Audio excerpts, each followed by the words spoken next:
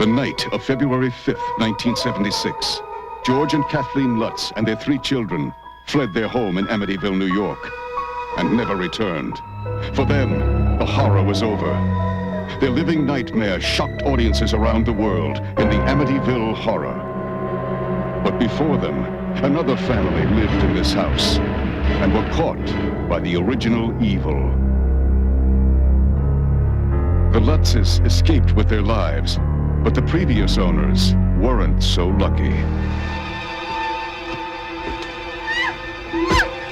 at it! Oh, ours! Heavenly Father, bless our new home and watch over us as we become a part of this. For the Montelli family, it was their dream house until it turned into a nightmare. Who's there? I'm scared. What was in this house? No. What evil could drive their son to madness and destroy everything and everyone he loved? Mommy!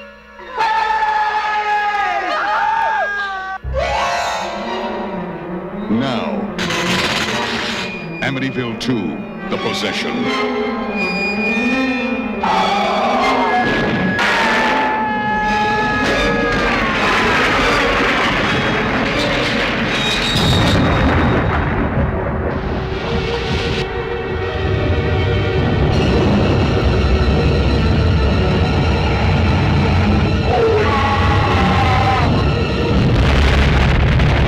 Amityville 2, The Possession.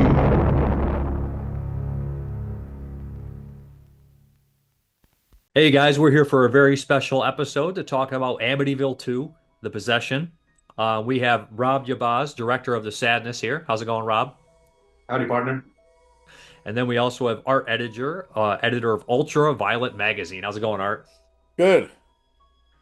All right, this movie's, I guess it's pretty infamous, especially when you talk about the Amityville movies. It's kind of up for debate there, what is an official Amityville movie. But it's in 1974, Ronald DeFeo murdered his entire family, and he claimed he was possessed. The Lutz eventually moved into the house, the Amityville house, and claimed that they had some hauntings, some possessions. There was a book written about it in, 1977 or so, around that time. It became kind of a big cultural thing. They made a movie in 1979. It was an American International Pictures, I believe, AIP kind of deal. Dino De Laurentiis got the rights to make a sequel from the Lutzes, big contention stuff right there. And they brought in an Italian director, script written by Tommy Lee Wallace, who would direct Halloween 3 this year. Damiano Damiani, who is not known for making horror films, and he directed this wild, crazy movie with a really good cast, mixed crew, Mexican, American, Italian, and we have Amityville 2, The Possession. Very bizarre film. So, yeah, let's just hop into it. Whatever you guys want to talk about first, we'll talk about Amityville 2, The Possession. Go ahead, Art. Well, Take her away. I am trying to pinpoint when I first saw Amityville 2, The Possession. I just was on the Peaches Christ podcast, Midnight Mass, with Peaches Christ and Michael Verratti, and I was able to confirm that my childhood memory of seeing my first Friday the 13th movie while my family was watching the Super Bowl in the 5th grade was in fact correct. I found the TV listings, and Friday the 13th Part 5 did show during the Super Bowl, which of course I had no interest in. I started watching horror movies at a young age. No one in my family liked them, so I was sort of on my own, finding them on cable, etc., until we got a VCR, and then until I was old enough to get in to see them at the theater. I had no restrictions on what I was allowed to see. It's just no one was interested in them. And it looks like Amityville 2 aired on cable primarily from 1983 to 1985, which would have placed me between the 3rd and 5th grade when I first saw this. Now, I'm going to say I first saw this closest to the 5th grade, probably. But it is one of the earlier modern horror movies I watched from start to finish. And it blew my young mind. I remember TV Guide. People always talk about trigger warnings today and how, they're a product of our time. But we've always had content warnings, or at least in my lifetime, we've always had content warnings on films, and TV Guide used to have these listings in the back of TV Guide for movies, and they'd have content listings, and there was the coveted R for rape, which you would rarely see in a listing, and they qualified Amityville too. That they had the little Coveted. R, and I was like, "There's a rape." I was like so confused by why, what I had assumed was this mainstream movie, which I mean it was one of the many odd factors about it. But yeah, what I remember most about that first viewing of Amityville 2 is just how this is a prepubescent young Art Ettinger, about just how wild I thought the incest subtext was. It just was not That really something is- I was expecting to see in my parents' house flipping channels on cable. So That really is the standout feature of this film. Like, not even in terms of like an Amityville film, but like in terms of just like a supernatural horror film, is this particularly sort of insidious material of a brother not just having sex with his sister, but kind of like first of all, like sort of emotionally manipulating her, and also sort of the motivation, we do not love each other, he does it only to hurt. Well, to hurt you? No, to hurt God. It's just That's like, whoa, the best lines in the movie. that's I've definitely heard that at the beginning of some metal songs as like just sort of the sample before the song starts. But yeah, I mean, thanks for that little preamble, because now my memories are starting to bubble up, and I remember this one used to be shown on City TV in Toronto, the Moses Amir, the same sort of, what do you call that, like local Toronto-centric television station that what was it called? Civic TV in Videodrome was based on, yeah. So I saw this movie a lot, and This one Yeah. was not one that I grew up with. This is a movie, the Amityville films never interested me much. I think I saw Amityville, It's About Time, a bunch of times as a kid, or a couple times, and it stuck with me. But the Amityvilles were never something that I was super invested in, so it took a long time to eventually see the first couple Amityvilles. was that directed by the same guy who directed Hellbound? Tony Randall. It was Yeah, Tony yeah, yeah. Randall, yeah, who did Ticks Right. as well. But it took me a while to see the first two Amityvilles, and I enjoyed the first one. Stuart Rosenberg, who did, of course, Cool Hand Luke, which is an amazing movie. Which is strange that the editor on Cool Hand Luke actually edited Amityville Possession, which is a kind of a weird coincidence thing. But so this one I actually enjoy more than the first one. I think it's a better film. I think a lot it's of people do.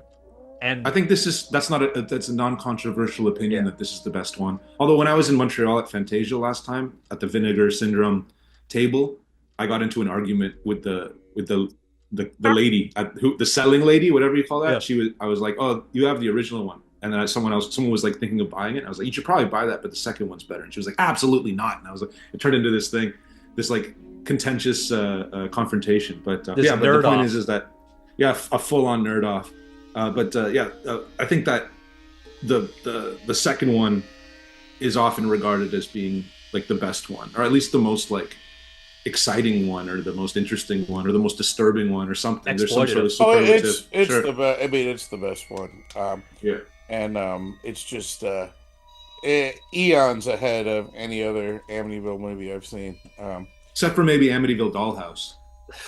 Amityville Dollhouse is great, and not to jump Not around bad. too much, but when I first got involved with Ultraviolet magazine, I remember having this conversation with Scott Gabby, the publisher and founder and former editor of Ultraviolet, and we're talking about Amityville 2 and how much we love it, and he says to me something at that time no one had said to me. He said, "I love all the Amityville movies, man," and I'm thinking, wait a minute, like, people watch these, because at that time there were 8 Amityville movies, and I'd only seen the first 3. Like from Amityville 4 on, Amityville Curse, Amityville It's About Time, A New Generation, Evil and Escapes. Dollhouse. I just never. Yeah, I the didn't Evil watch Escapes. I didn't watch any of those. And like I just, I turned my nose up at Amityville Dollhouse, and then it turns out that all of those 8 first Amityville movies are pretty interesting. Like they each have value and are worth checking out. Now that there's like 8 million, now you can watch a movie called Amityville Poop Face or whatever. I don't know that we need to see Yeah. all of those, although I do like Amityville I saw one on Vibrator. Yeah. in my in my Airbnb, like, you know, the streaming services are thin pickings, slim pickings, and so I'm on Tubi a lot, and I saw one called Amityville Karen. Yeah. Oh, So it's that's a it's an Cool Duder movie, isn't it? Say what? It's Cool Duder made that movie, I think. Oh, geez, I forgot I'm talking with guys who are like just obsessed with this crap, and that you'd actually have something to say at that. Oh yeah, that was actually really good. That was directed by. I didn't actually watch it because I'm not one that's going to watch all those. The I like the Amityville Amityville really Vibrator's good though. That was that's a real? friend of ours, Yeah. Nathan Rumler. Yeah, our friend made it, and it's worth seeing. So listen to Sure. me, guys. Before we're talking about all the Amityville spinoffs, here's how I'm dogging on all the people who made those shitty spinoffs. Your word punning is garbage, because in the original we know that all the sequels could not say the Amityville Horror because they're not. None of them are technically sequels because the Amityville Horror title, that horror, had to be dropped off. That's why they're called Amityville Possession, Amityville Evil Escapes, Amityville 3D. None of them really can have that horror title. So all of them are not official besides the remake, really. It's a weird conundrum kind of bullshit thing. But if you're going to go out and make the ultimate exploitative movie ripping off the Amityville series, how come you've not made the Amityville Horror? Like WHORE, where a prostitute has sex with some demon in the Amityville house, and now she's possessed and she goes around and kills everyone. I know it's exploitative and trashy to call it, but the Amityville Horror, WHORE, is that not like a brilliant idea? What was was it Ken Russell who did the film Horror? Yes. Yeah. Yeah. Okay. So I mean, there is precedent for just calling a film Horror. Yeah, but the You know, Amityville Horror instead of the Amityville Horror. It's fun. I don't know. I mean, listen, Dave. I'm not going to lie to you. I think you're looking at $1 million with this one. I think we're looking at some big success. I think so too. I wouldn't go around just kind of like giving out this idea. At least $1 million Canadian. I don't know if it's $1 million US dollars, but at least $1 million Canadian. I just exchanged money because we're going to Shockstock next weekend. Oh my God, I'm sorry about that exchange rate. Oh boy, that is like I feel bad for Canadians with the exchange rate.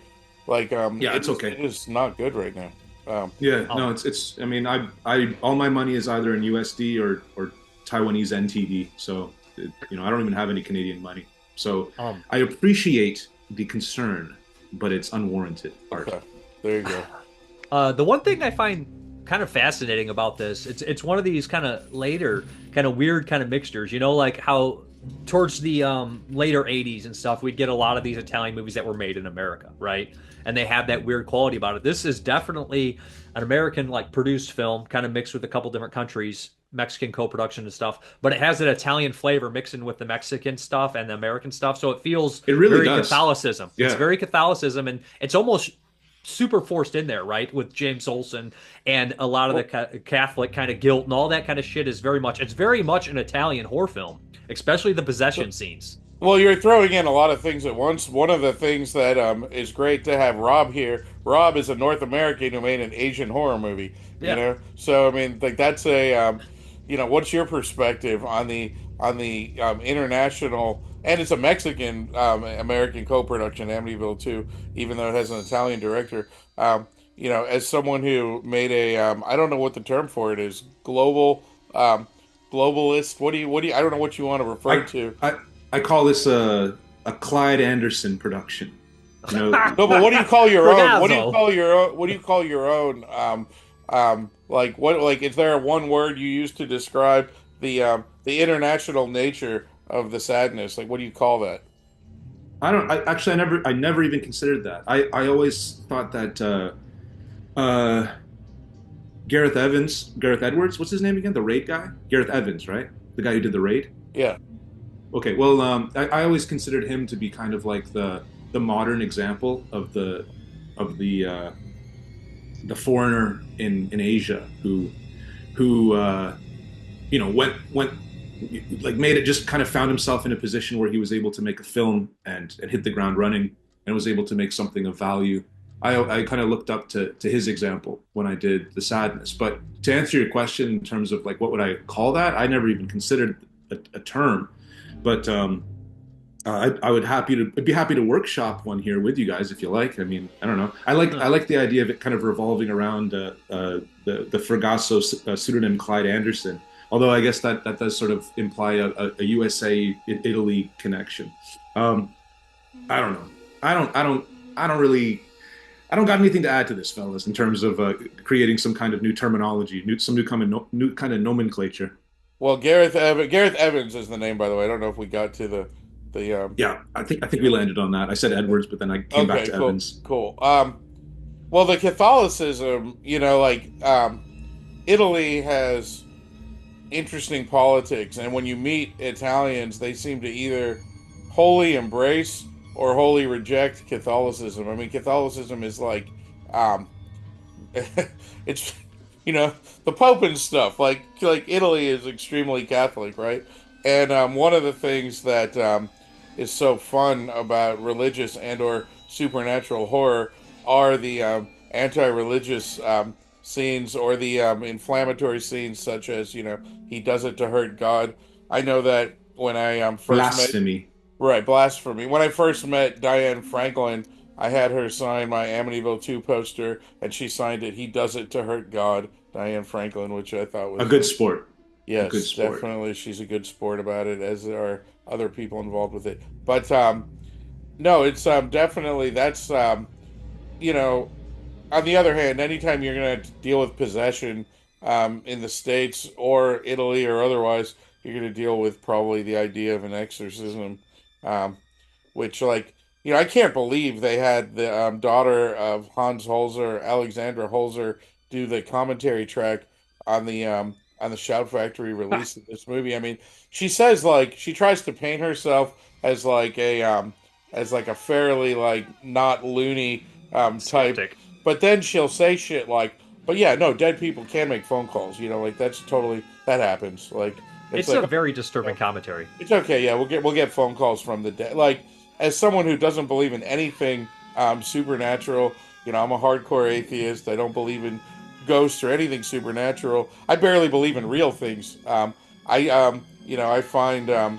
find someone like that just like I make myself feel better by telling myself like they can't possibly really believe that stuff. They have to be just some kind of charlatan, and they can't. It's kind of like when you have sort of this idea of reality, uh, and then someone is kind of coming at you with something completely off the wall. It's almost like meeting someone for the first time and everything seeming normal, and then you go to shake their hand and you look down, and instead of a hand, it's like a giant like bird's claw or something, and you're just like, like it sends everything all fucking topsy turvy. Please fill me in though. Who for the Shout Factory release? Who are you talking about specifically? Someone's daughter? Yeah, so Um, the daughter of Hans Holzer. Hans Holzer wrote a book about the true crime story about the individual Ronald DeFeo Jr. who shot his family in the Murder in house. Amityville is And the he book.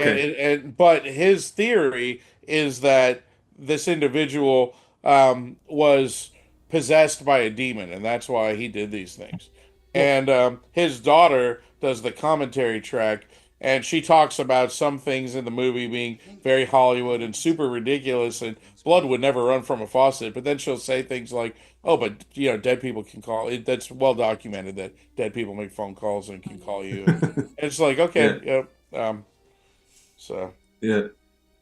It is Uh, strange though that like she brings all this stuff up, and you can tell like a lot of people want to believe the DeFeo stuff, but Ronnie DeFeo was a very disturbed, abused person, and he changed the yeah, story a lot. And if you look at society in general, as we start to move down, Rosemary's Baby, The Exorcist, of course, by the time he gets to 1974 and he kills his family, he's talking out of his ass. Yeah, I was possessed. I was possessed. I killed him because I was possessed. He said he threw a million things at the wall, and he was hoping something would stick. And with the whole religious kind of horror kind of being in the mainstream again, of course, people want to run away with that sensationalized crazy story. And a lot of people actually say the Lutz were also just grifters. There's a lot of grifters in this kind of shit, big time grifters attaching to this shit. sure. The Yeah. just touching on the Roman Catholic stuff. I really think that might even be what holds this film together. Like that's all that kind of like the Roman Catholic ritual and kind of just all like the robes and the ornamentation and all that, like that addition to everything. The scene where like the priest comes to visit the house that the first time, and we were talking before, hey priest, want to smoke? And he's like, oh, thank you. Do you mind if I do? Also, before I forget too, how bizarre is that sort of scene? How bizarre is that scene where the two kids put a plastic bag, the little kid puts the plastic bag over the other kid's head, and you're just kind of like, oh no, is it? And then it's like, oh no, that's just nothing. That's just there for really no reason at all. You know, like I thought it was going to, I thought it would maybe like at least sort of relate thematically to something, or it would Yeah. you know what I'm saying? Like maybe it's not going to be a plot point, but at least it sort of is a an allusion to maybe something that would happen later, but it doesn't. It has no connection to anything else except for just sort of this momentary like, oh, get the bag off that kid's head. But I mean, like, sorry, just back to the religious thing too. I mean, this is also one of the things like people often when they think about The Exorcist, they just think of that fucking bedroom with the girl tied to the bed. But like all going to those, I don't even know what you call those, um, like kind of like priest library. What do you call that shit? Like sort of the place where they kind of do their priest stuff, like where they all get together and they discuss. Oh well, we need to authorize an exorcism. Like I guess they meet. It's the priest equivalent of a convent. That's called a monastery. Monastery. Okay. Is that the word you're looking for? I mean, it's close enough. But the point is that it probably is that. But the thing is that I just believe that this kind of stuff. And this is also what disappointed me with like what was it called, Exorcist Believer, like how they kind of were doing everything possible to just not lean into that kind of thing, like but putting like the power to defeat evil in the hands of like the Roman Catholic ritual. For some reason, I don't know what it is, but I find it to be very just comforting and in the world of a supernatural horror, it makes sense. It means that the cross will always work on the forehead of the vampire, and holy water will always melt them like battery acid and that kind of thing. I don't know. I just feel like I mean it's even mirrored in the soundtrack of this film. That's one thing that maybe I'm not sure if that was on your list of things to talk about. I think that the score of this film is very noteworthy. It reminds me a little bit of maybe a little bit of the Pet Sematary soundtrack, but just with a lot of like choral and choir and things like that. Anyways, I'm sort of rambling. You guys go ahead and add structure Lalo to Schifrin is a great composer. He's very good. Lalo Schifrin is just one, and there's a lot of professional people behind this movie, which I think helps it, from the composer to the cinematographer to the editor to the director. Before we get away from the Catholicism stuff, I want to mention this is one of these movies where it comes from like kind of three different backgrounds in the mixture, right? We have Damiani, who made a lot of political, socio-political. Damiani.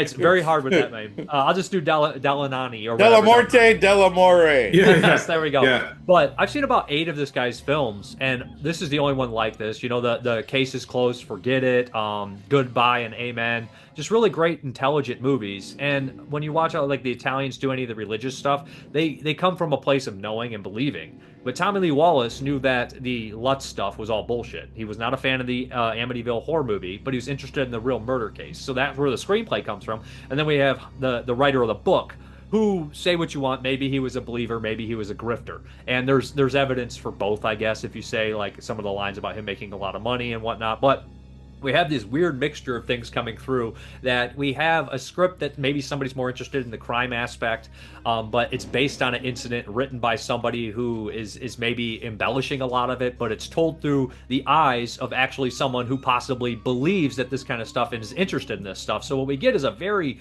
weird kind of mixture movie where I think it's actually in almost 2 different movies, 2 different kind of things here. So I find that the most interesting aspect of the movie myself. Let me say something just really quick because I think that you just kind of made me realize what my point was that I remember listening to a commentary track by William Friedkin on The Exorcist, and William Friedkin is famously a Jew, a born Jewish man who converted to Catholicism, oy vey, and he ended up giving this really fantastic commentary track on some release. I actually watched it on YouTube. Like I just listened to it on YouTube. But anyways, the key to why The Exorcist works in my mind is it's made from the perspective of someone who has like total faith in the Roman Catholic ritual. And I think that I get that from this movie too. And maybe that's what I'm trying to say when I say that it's that aspect that kind of holds it together and what kind of gives it this weight. It's not just the fact that it's included, but the fact that the perspective of the film believes in it, you know, it has faith in it, let's say. Well, yeah, so I think like it's all, even if you're an individual like me who thinks it's all beyond bullshit and completely and totally not grounded in reality, what is real is Catholicism and the fact that lots of people really do believe in this shit. And so, like, priests exist.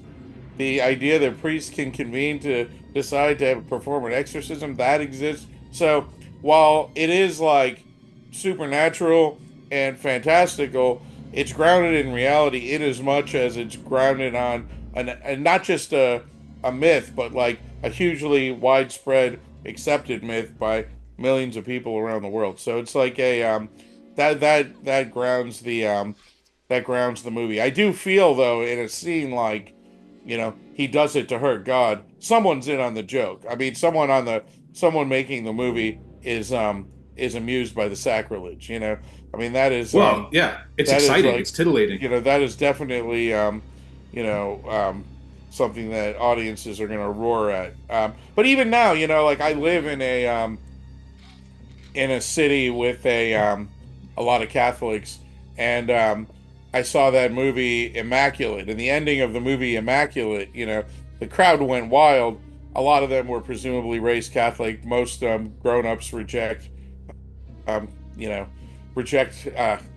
the core beliefs of Catholicism, if not all of it, once they you know, once they get a little older and more wise. But they loved it. I mean, and it felt like the vibe was that, you know, some of these people grew up with this religion, and they're amused by the sacrilegious content on screen.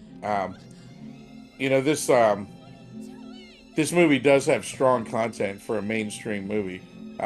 You know, this is not some you know, small movie that just played, you know, little theaters. This is a wide release movie that was, you know, tops at the box office, that played tons of mainstream theaters worldwide. So some of this shocking content was just at your local multiplex, which is To your point about Immaculate, I mean, and maybe like I'm still kind of sort of circling around, you know, what about that, the Catholic quality of this movie, I think is sort of giving it so much power, or you know, I've said before, like what holds it together. I think it's also just the sincerity. Like, yeah, like the same thing with the original Exorcist, the same thing with this one. There is sort of a sincerity to it. You said before, like, you know, he does it to hurt God. Someone's in on the joke. I mean, I don't know. I think that it's not like, I think that it's there's a sincere perspective regarding Catholicism, and in something like Immaculate, or even something like, more to the point, like something like Exorcist Believer, like there is like an automatic, there is sort of a cynical perspective on religion in general. You know, oh, we're making a movie in 2024 or 2025 or whatever, whenever that movie came out, 2023, and you know, all this stuff isn't actually real, and it doesn't really matter. All of this Outsider sort of versus insider. Outsider Right. versus insider perspective. Well, and the I mean, Italians were definitely insiders. So I think that's what you can always sniff bullshit. You know what I mean? It's the same. Okay, I'm done real quick. Hold on one second, Art. I sure, think it's sure. the No, difference. you're good. Yeah. I think it's the difference between like okay, like we were talking before, Clyde Anderson, the Claudio Fragasso movie. Claudio Fragasso thought he was making good movies. He had sincerity when he was making these movies, and we like them because of that, for better for worse. But you know, when someone comes with cynicism in the beginning, it doesn't feel you don't feel that sort of command anymore. It feels like just like an exercise in claptrap that doesn't make anyone happy. So I guess, like, ultimately, when a film like this takes the religious angle very seriously. And I think it does. I'm looking I'm looking at it right now on mute, but I think it does. And I think that adds sort of a certain level of like command to the film, and it makes it feel like the guy who's making it takes it seriously, and I should too, because of that. So that's all I got to say. No, and I see where you're coming from, but every supernatural. I'm trying to think if there's any exceptions. Almost like any supernatural or religious horror movie I can think of, including Amityville 2, has a major character who's a non-believer or skeptic. In this case, of course, Burt Young's character, the abusive dad, he's not Catholic. He rejects it. He thinks it's all bullshit. Now he's an abusive prick. Yeah. But every horror movie that is supernatural has to have a skeptic. If not, then you wouldn't have that push-pull dynamic where you have like the person who finally has to believe in the supernatural in order to save the day. It's kind of like people are always like, "Why are cops so stupid in movies?" Well, if cops were great in movies, then the movie would be over in 5 seconds. You could just call the cops and they could take care of everything for you. So while some movies are clearly making statements about law enforcement, other times it's just a trope. I'm not going to get the quote exactly correct because I only saw the movie one time. But Exorcist Believer, which was not a great film, certainly, but I don't think it was trash either. But there was a scene in the movie where the skeptic character is asked, "Do you believe in God?" And he says, "I don't believe in the question," which I thought was kind of like an interesting line in an otherwise not particularly intellectual movie. I was surprised by that line. I was like, I don't believe in the question. Huh? I don't know I like that too. Yeah, it was good. But the not to jump around too much, but in trying to figure out when I first saw this movie, I also was trying to put this movie in context for Diane Franklin and Burt Young because they were both in other big 1982 movies. And to my surprise, even though its main release date was earlier, the very weekend when Amityville 2 came out was also a weekend that The Last American Virgin expanded. In some cities the week prior, but in some cities that same weekend of September 24th, 82. And in my hometown, there was a three-screen theater which was showing The Last American Virgin, Amityville 2, and Emmanuel's Daughter. Those were the three movies they were showing. The X-rated Laura Gemser movie at a multiplex with these other two movies. But Rocky 3 was also still on the box office charts, even though it had come out months earlier. So, Burt Young and Diane Franklin were heavily on movie screens at this exact moment. Diane Franklin had The Last American Virgin and Amityville 2. And so, these movies hit cable roughly the same time. And so kids a little bit older than myself watching these movies for the first time had plenty of jack-off material in the form of Diane Franklin in the 80s then. But movies played for longer a lot of the time than they do today. Not some of the movies that we adore were still in and out, but like a movie like Rocky 3 played for months and months. I mean, that came out in May of 82, and it was still on the box office charts in September of 82. I guess that would still be the case with huge blockbusters today, right? But it's an interesting thing to think of that these movies were all playing at the same time. I think Rutanya Alda, when I met her, she seems to have a really great sense of humor about this movie. And her interview on the Blu-ray is a little bit off color. It's kind of interesting. She says something about how the director groped her a few times, but she didn't think anything of it. It was all good fun. Like her interview and Diane Franklin's interviews are both kind of edgy, and you don't see a lot of that on DVD, Blu-ray special features. So I was amused by those interviews. Again, we're jumping around a bit. We saw her in Britannia Alda. We saw her in Vigilante as well. Yeah. Yeah, same year, As and Girls the Night Out, and Girls Night Out, right. where She she has a pops good up role in. in, She's great. she pops up in lots of strange movies. Like I watched all the '80s breakdance and hip hop movies during the pandemic. I rewatched them all, and she's a prominent character She's in the spinning on her movie. head. Well, no, she is spinning on her head. She's actually the guy in the room that's no, but she's in Rappin', which is one of the premiere movies of that type. But no, she was in a ton of movies, and she still like makes it out and about. Another person involved in this movie that is a class act is John Caglione Jr., who did the makeup effects. He's an Academy Award winner. He won an Oscar for Dick Tracy. He was nominated for The Dark Knight. I met him at Cinema Wasteland where we had a Frank Hennen. Well, we had multiple Frank Henenlotter panels because he worked on the original Basket Case. Super nice guy, and definitely the effects in this movie are very cool. It's a really cool transformation when our They use a lot of like Yep. uh, bladder effects with air pressure or some sort of liquid inside like that. That's like the lots of He's That's movement. in The Howling, all those movies around that time.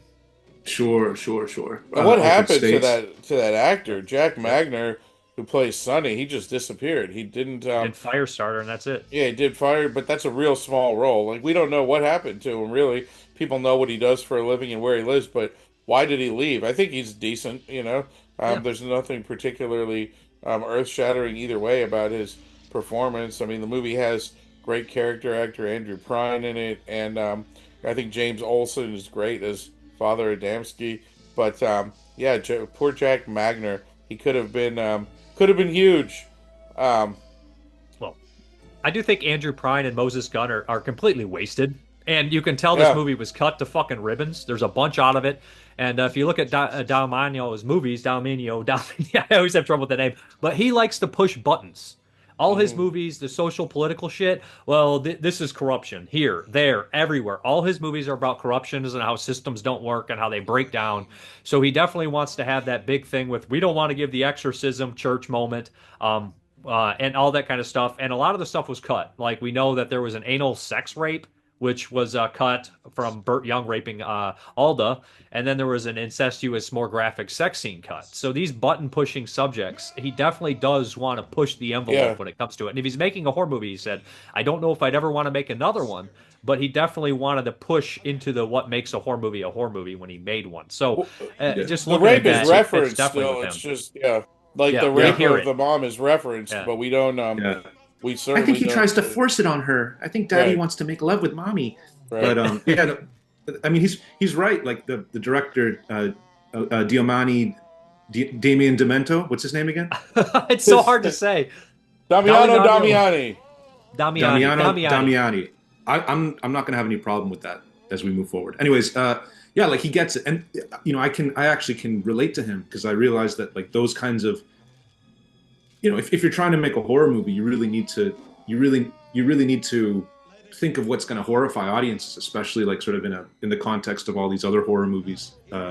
And the last sort of American frontier is um, is sexual violence, really. Like that's in terms of horror, like that's kind of the touchiest of subject matter, and for him to kind of come in and see, this is the beauty of like an outsider coming in to do a horror film, is that he's kind of like, well, why aren't we doing this? Like, this is obviously the scariest thing, the scariest and most horrifying thing there is. We need to address this, don't we? As someone who's in horror will realize, kind of because they're embroiled in it, will realize sort of the problems and the politics involved in that, and also how the audience relationship. But someone coming in from the outside, that's probably really why this movie feels the way it does, why it feels kind of uglier in places and kind of meaner in places than a normal supernatural horror film of a similar time. Well, you did it in your movie in a time Yeah, in which like there have been a minor resurgence of rape revenge style movies in the Me Too era, something like Promising Young Woman or a low budget movie I saw recently, Bystanders, that I thought was a decent, a good movie, a very good movie. Violation. Did you ever see Violation? Violation, yeah. There's Yeah. been like, yeah, MFA. There's been The one like, with Eastwood's daughter as well. I MFA can't. is the one with Yeah, yeah, Eastwood's that's a good daughter. one. Yeah, yeah. And the I The Spit in Your Emasculator. Grave, the The new Emasculator. Emasculator, the new Emma, the new I Spit in Your Grave trilogy, the what I call the remake trilogy. But why did you choose to include sexual violence in your movie when it's such a touchy subject of our time? I'd say that like 50% of the reason was because I wanted to essentially be like upfront and, in my mind, respectful of the audience in a world where this is the conceit, where there's something going on with people's minds that's making them want to do the most horrible thing they can think of. I mean, the first thing that we think of the first thing we think of is the worst thing that we would want done to ourselves. And as men, probably, getting fucked in the ass is probably up there, So sexual violence, whether it be something innate with people or maybe it has to do with, what we learn, combining sex and violence together seems to be the worst thing that we can come up with, So I figured, okay, well, we have to have that there. And also, I would be lying if I didn't say also that because I had to make a movie on such a small budget, I knew that I had to do something that would be, like that would kind of put a flag up and make people. You can't kind of like go up against something like, what's it called? What's the Brad Pitt zombie movie? World War Z. Yeah, you can't go up against World War Z. You can't just you can't go bigger, but you can go crueler. And generally speaking, a moment of cruelty or a moment of torture or a moment of humiliation is stronger when it's like less people. So I thought, you know what, we can have moments on screen that are unbearably intense, or I mean, not unbearably intense, but I guess just appropriately intense, and we can do this really on a small budget. It boils down to just performance, a little bit of special effects, and we can have, something that people are going to remember. But so it was kind of a balance between, in my mind, being respectful of an audience, of a mature adult audience, and also kind of trying to do something that would put the film like above, kind of within radar range of people, like what the hell's going on over here? We're hearing stuff, this inflammatory film, try to like I say, raise a flag. Because Amityville 2 seems to come like a decade after rape was so prevalent in films. In the 70s, sexual violence was seemingly everywhere in both low budget and big budget movies, whether you're talking about Looking for Mr. Goodbar, Deliverance, Clockwork Orange, or you're talking about Last House on the Left and a million other movies of its ilk. The 70s was full of rapey movies, and then by the 80s, it really died down. Yeah, well, I mean, we had Michael Winner kind of like, leading the charge with the Death Wish series. That I actually was talking about the Death Wish series recently, and I think that when people think about Death Wish, they're actually thinking about Death Wish 2, which like is this year Death as Wish, well. Yeah, 82. Yeah, right. Like Death Wish 1 is really more of like this sort of this exam. It feels like more of an examination of like the city's relationship with the media and kind of like the idea of a vigilante and how do people, like, how does the city and how does the media relate to this? The newspapers and like, the vigilante. What do you think about the vigilante? I don't know. I support the vigilante. Like a garbage guy. He's like that guy's doing what everyone else should be doing out there. And then Vigilante's the same kind of deal, right? Right. But then Death Wish 2 is actually following the I Spit on Your Grave mechanic, like story mechanic. And it continues on. Death Wish 2, Death Wish 3. Death Wish 3 turns it into almost like I don't know, like a war movie. And then Death Wish 4 and 5, which I still think are worth watching. But the point I'm just trying to make is that Death Wish 2 really figures out the Death Wish model, Right. And that's what people think of when they think of like Death Wish movies. But regardless, one of the most horrific rape scenes in cinema history, or let's say mainstream, like theatrical release history, is that the rape of that maid in Death Wish 2. Oh, which by the way, is on Tubi, and I was kind of like, is that as bad as I thought it was? And I put it on, and it's actually edited. They've on Tubi, they've cut it into a very into almost nothing. Well, there's two versions of it. Yeah, so the U.S. there's a director's cut, non-rated cut, or R-rated cut, non-rated cut. That's what I mean. I mean, they've put the R-rated cut on this, whereas like, you know, I was noticing, for example, Hellbound, which is also on Tubi, has the extra moments where the guy's cutting himself on the mattress and stuff. So like, they're like, a decision is made, you know, okay, are we going to have kind of like the unrated version, or are we going to have the R-rated version?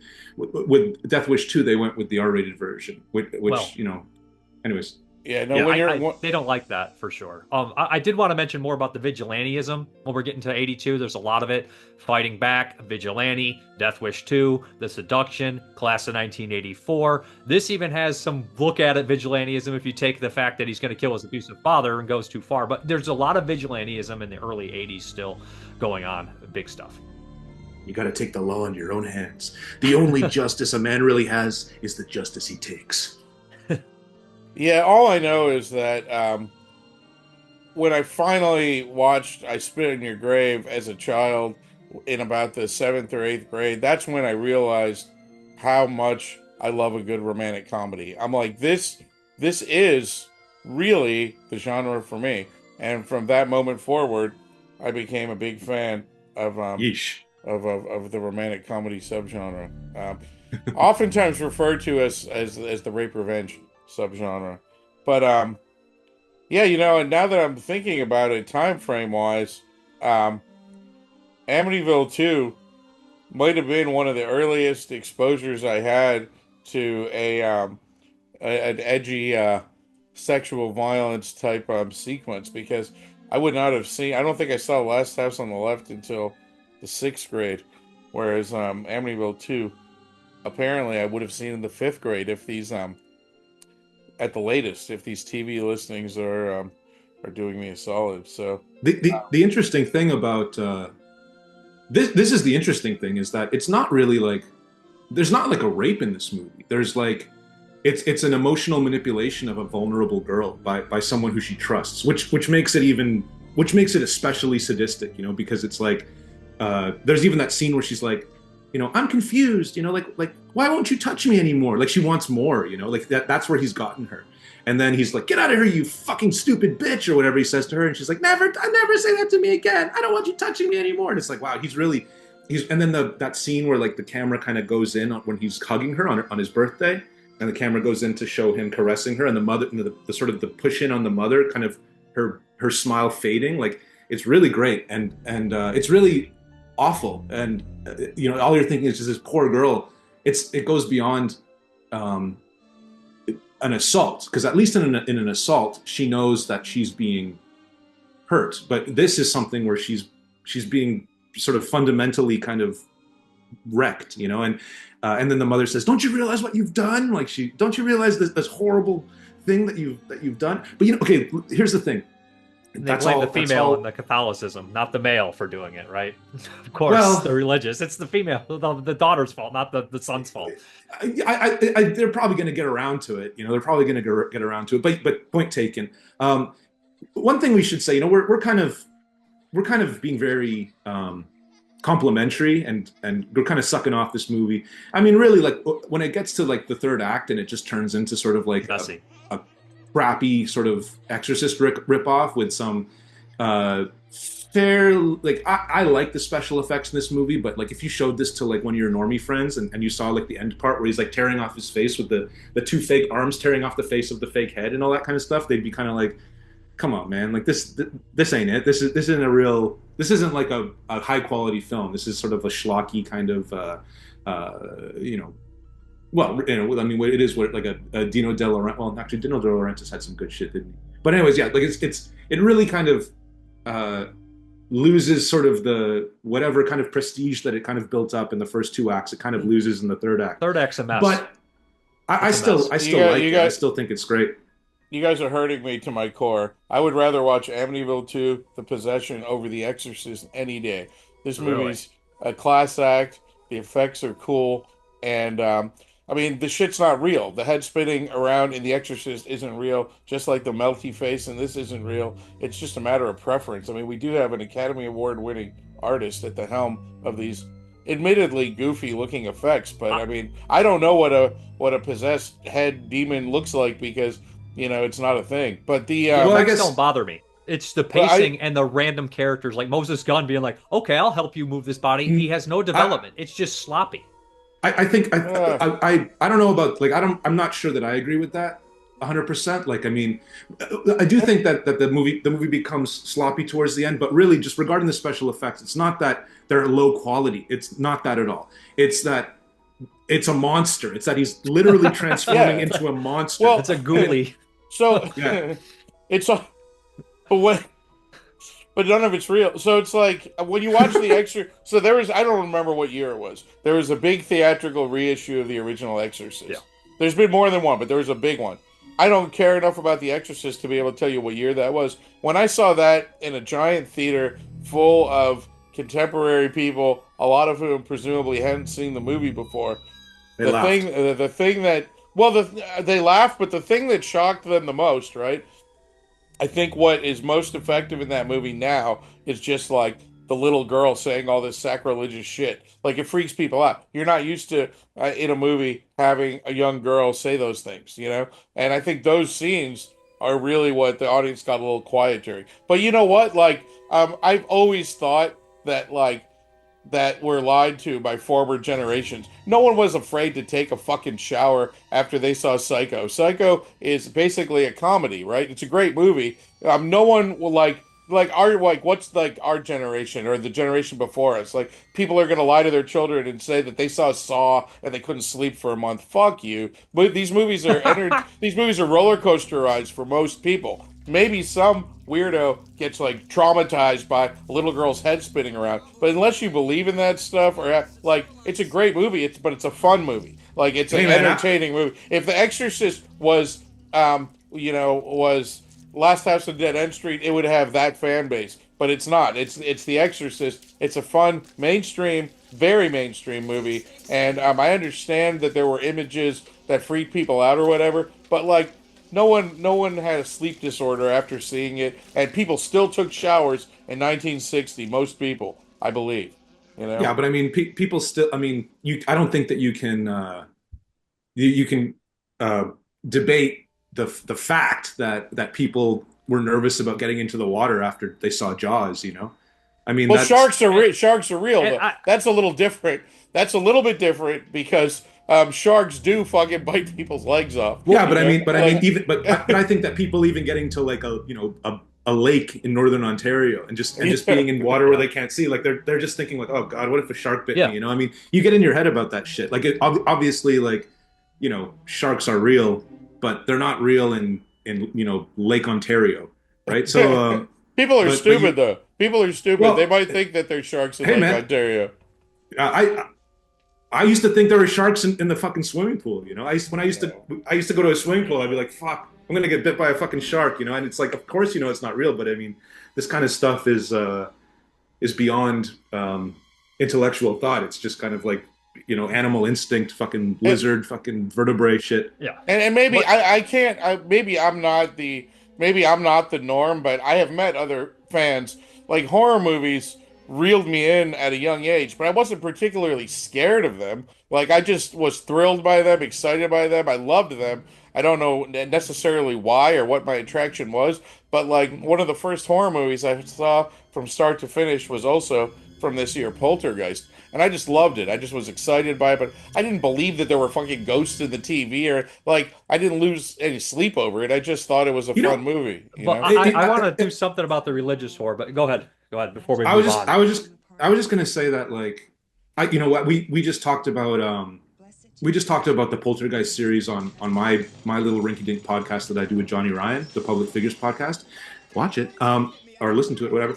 But the thing is uh, the argument isn't about like how scared. I mean, I'm about as scared by by horror movies as a normal adult can be expected to be. Like, I mean, I would say probably on the same level as you are. Like, I mean, I watch these things and I don't think that they're real, obviously, but I mean, I think that with something like The Exorcist, the reason why it tends to work for me better than it, like, in terms of just buying into the whole idea, is that just because it just tends to take it more seriously, and the idea is kind of like, how would this happen if it were real? If this were real, how would this happen? How would a demon kind of manifest and kind of like, it doesn't, like with this one, we have basically like the Company of Wolves sort of transformation where like the skin falls off and then a monster comes out, and it's kind of like, well, I don't know how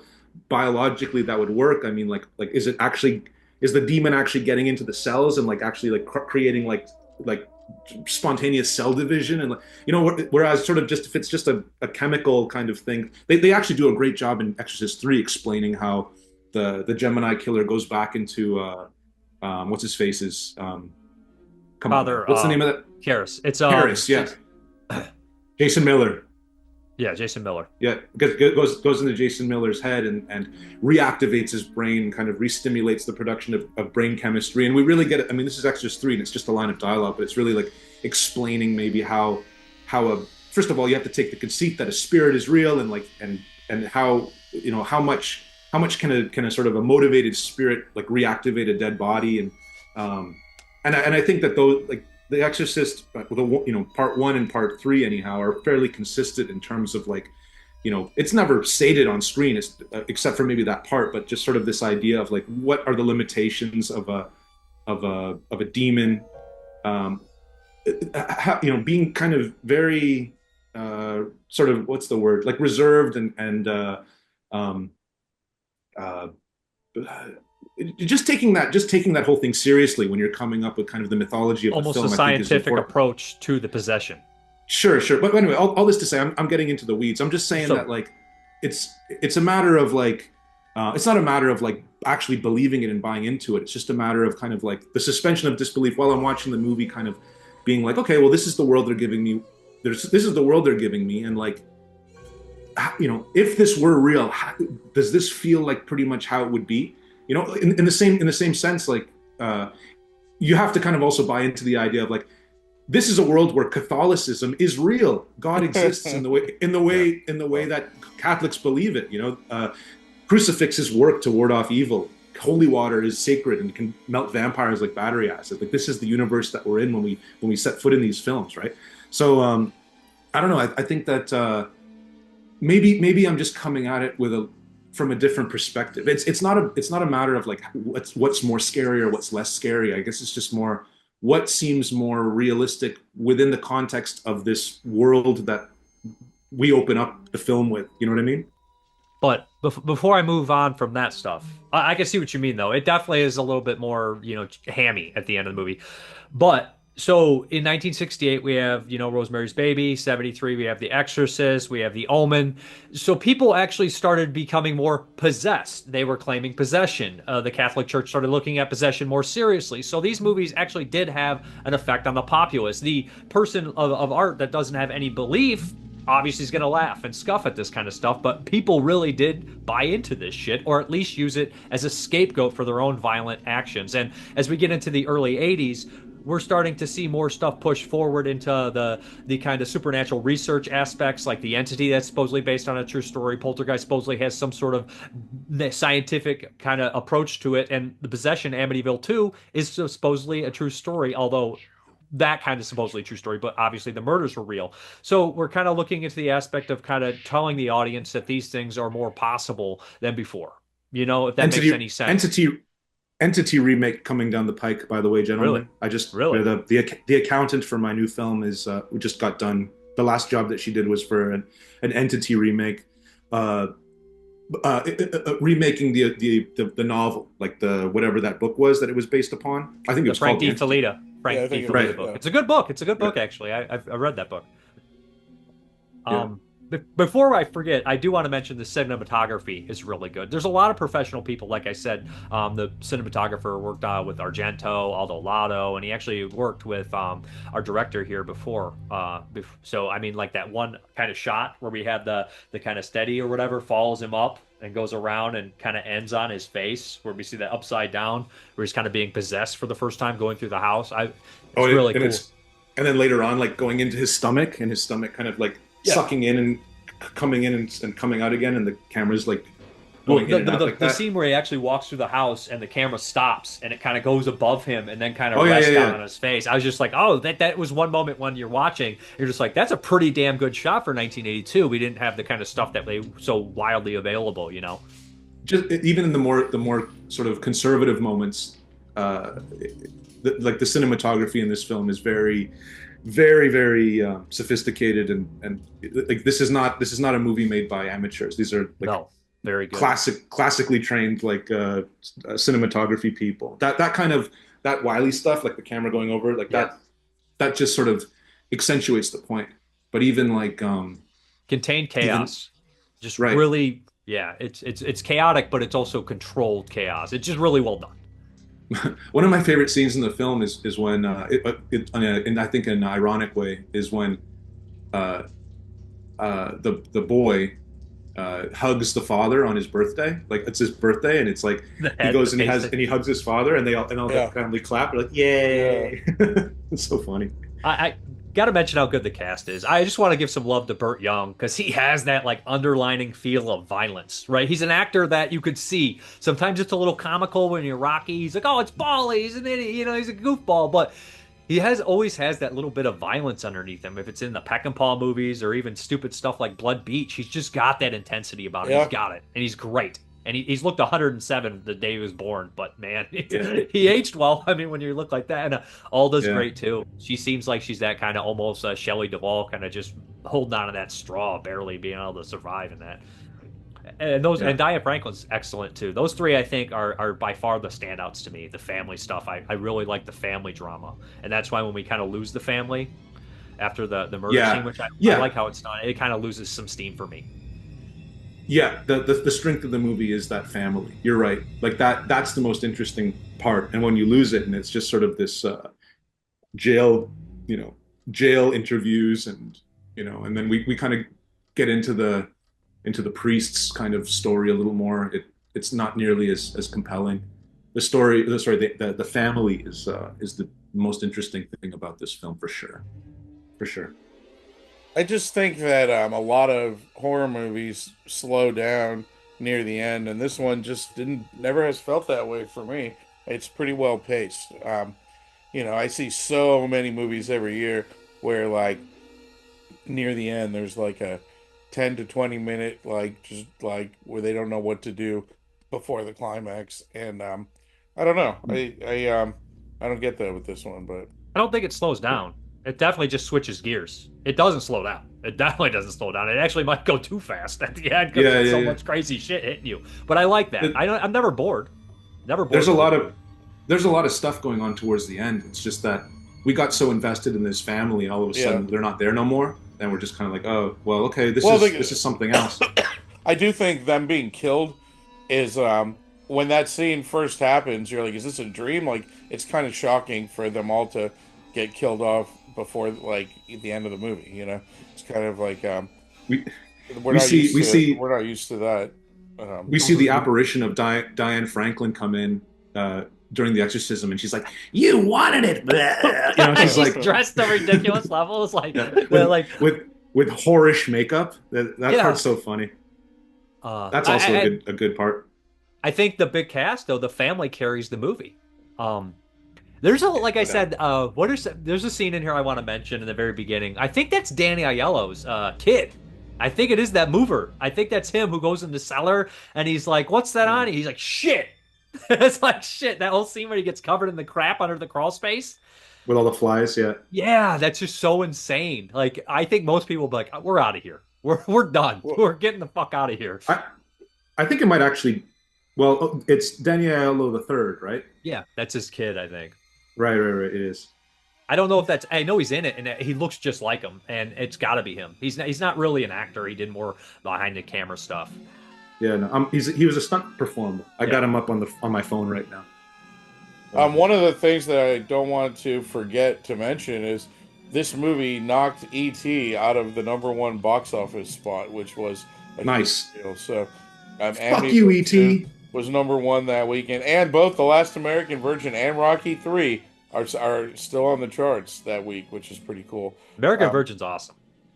Yeah, and the first time, or maybe not the first time, the second time I met Diane Keaton, no, Diane Franklin, was at a Last American Virgin reunion at Chiller, and it became very controversial because Brian Peck, who was then the subject of the documentary, the very manipulative documentary about Nickelodeon. He's the focal point of it.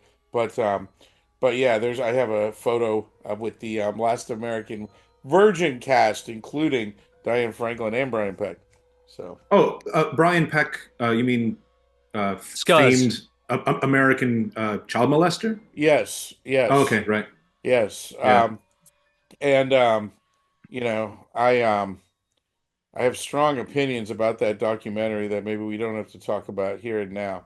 But that document, well, that I've not watched documentary, it. that documentary is really upsetting to me for a number of reasons, and not the ones that it intends to be. It like equates like editors having to work long hours with like kids being molested, and Dan Schneider being kind of an asshole with kids being molested, and like like Brian Peck is the writing was on the wall because he was into serial killers.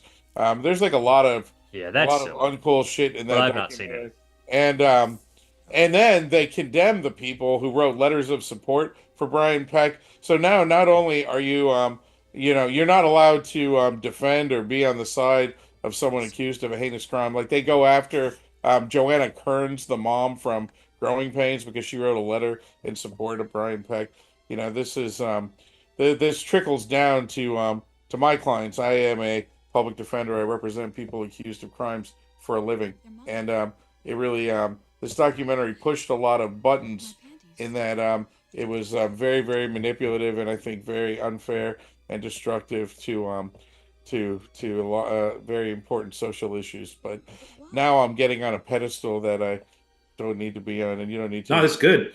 I always I'm always fascinated that you're a public defender. I always I like that perspective, because on one hand, you're like, I'm a hardcore atheist. I love rape revenge films and stuff, but then you also do this very humanistic job, so there is sort of beneath the veneer, or behind the veneer of this hardened crazy guy, there's actually a big old softy with Art Ettinger. I don't know what it is about violent entertainment that I've always been attracted to, because I've never been in a fight in my life. I've never hit anybody in my life. I'm an incredibly nonviolent individual. I hate sports. It's just like, for me, at a young age, when I started seeing more extreme movies, I just was very attracted to them. I feel like the audaciousness of them trumps the any other factor. Even at that young age when I first saw Amityville 2, the audaciousness of including this sick subplot, I think just struck a nerve with me. And now that's what I love about your movie. It's just so over the top, so audacious. It's done incredibly well. But we don't see a lot of art of that nature anymore, and it's a fine work of art. I really appreciate that. I was going to say that as far as sort of the extreme stuff, I've always been like that too. I mean, I've definitely been in fights before, usually on the losing end, but the whole kind of why do you like sort of these extreme violent films? What about them do you like? I mean, at the end of the day, I think what it comes down to is just wanting to feel something, something for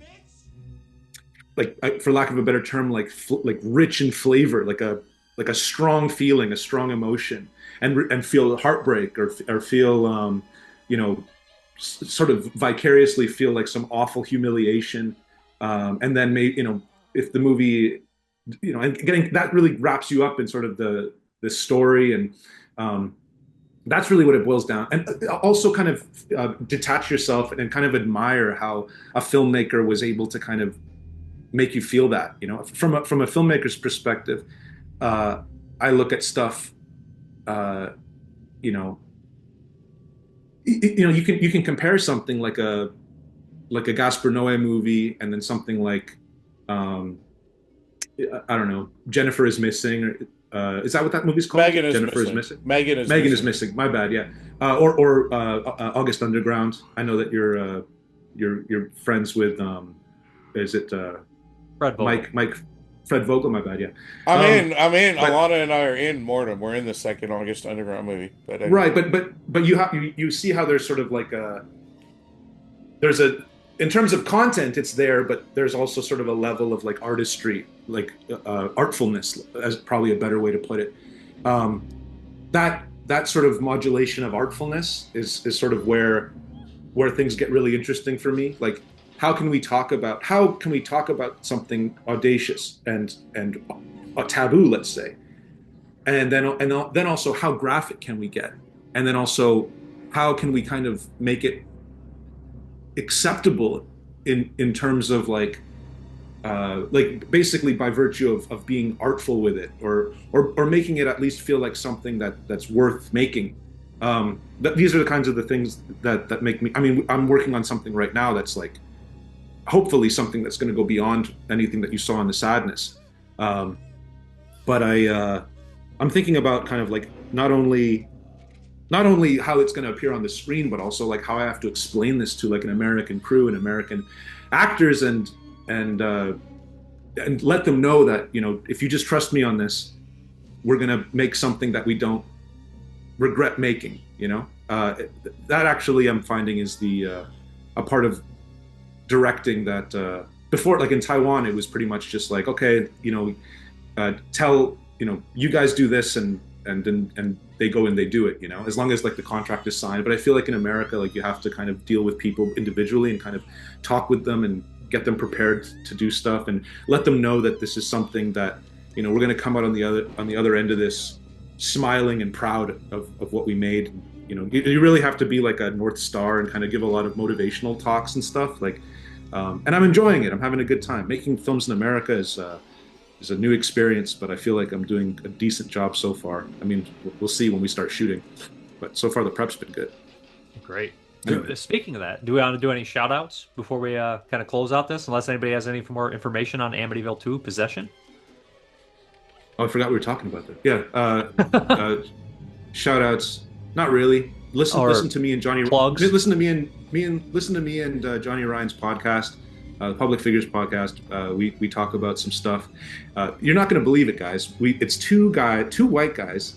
No. With a podcast about movies, and we joke around a little bit. So. Oh my!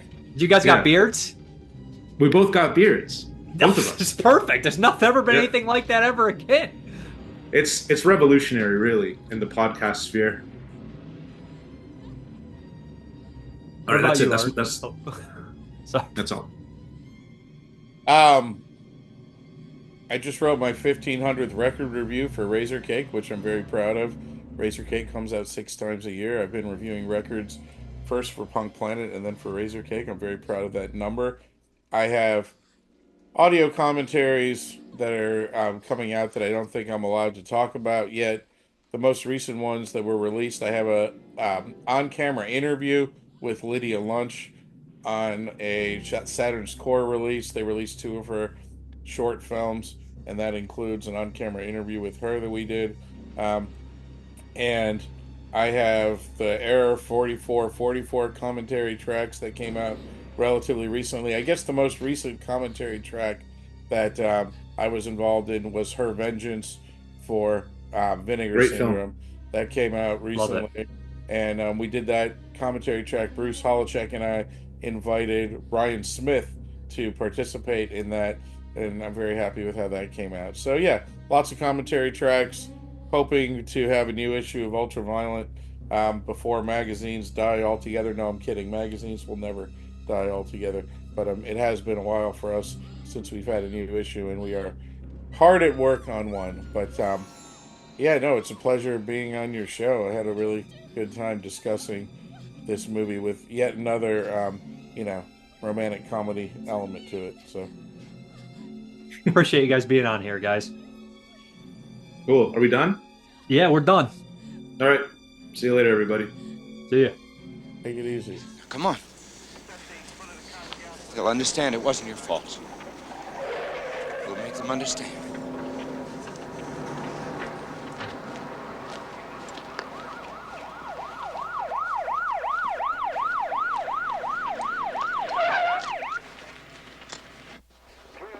When you get a chance, tell them 301.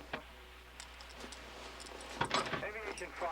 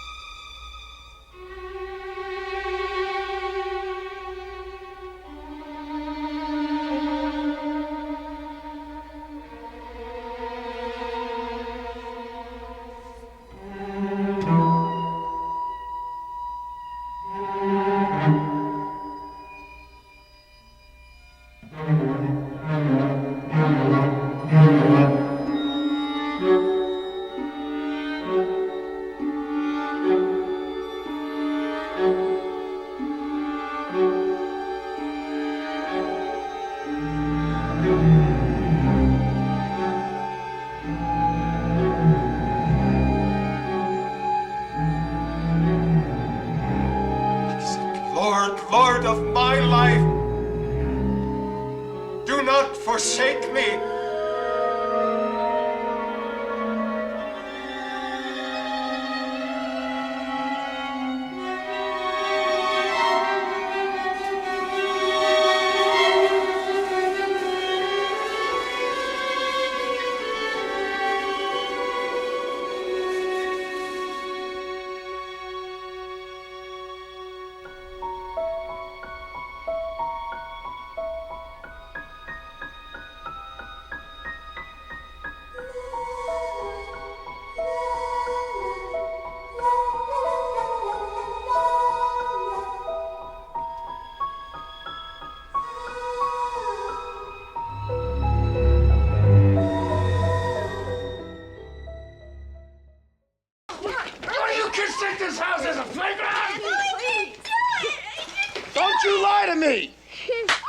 Please, don't hit the child.